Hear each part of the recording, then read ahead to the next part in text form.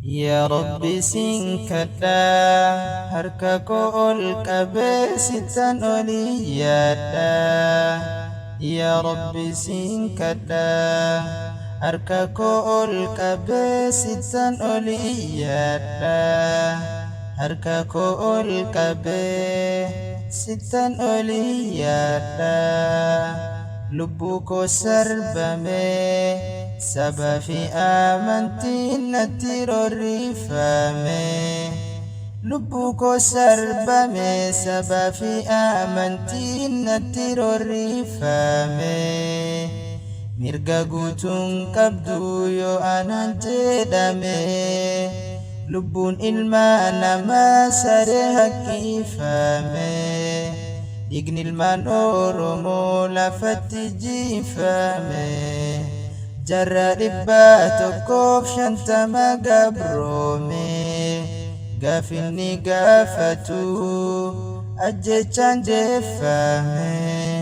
Gaafinni gaafatu ajjechaan deeffame. Ya Rabbi sinkadha harka ko ol kabe sitan oliyada.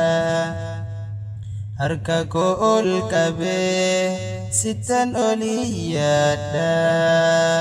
Kan nama hin tuqne kiyyuma gaafadhe. Saba isaa hin tuqne saba koo falmadhe. Seenaa dhugaa jirtu ifatti dubbadhe. Badiin koo maalumaa yoon haqa falmadhe. Badiin koo maalumaa yoon haqa falmadhe. Mirgi dimokiraasii jedhame himamu. Hiikaan isaa maalidhame nafa himamu.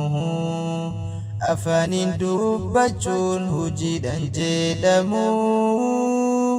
Isa afaan dubbatee hojiidhaan argamu.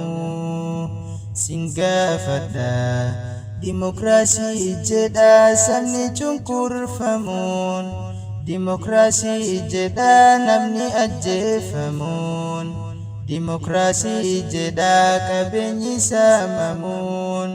Dimokiraasii jedha hidhaan doorsifamuun. Dimokiraasii jedha kan gadi qabanii isa kan ol qabuun. Lakkii nu seehanii callisuu keenya sodaa seehanii.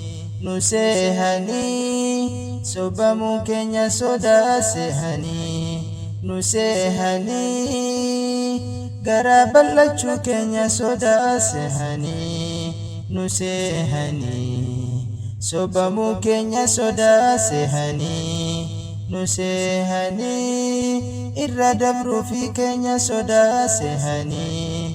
Nu seehanii Oromoon tokkuma jennee callisuu keenya sodaa seehanii. Hin seehinaa kana gochuu keenyaaf sodaan seehinaa. Hin seehinaa kana gochuu keenyaaf sodaan seehinaa. Dhaga'isiif himaa.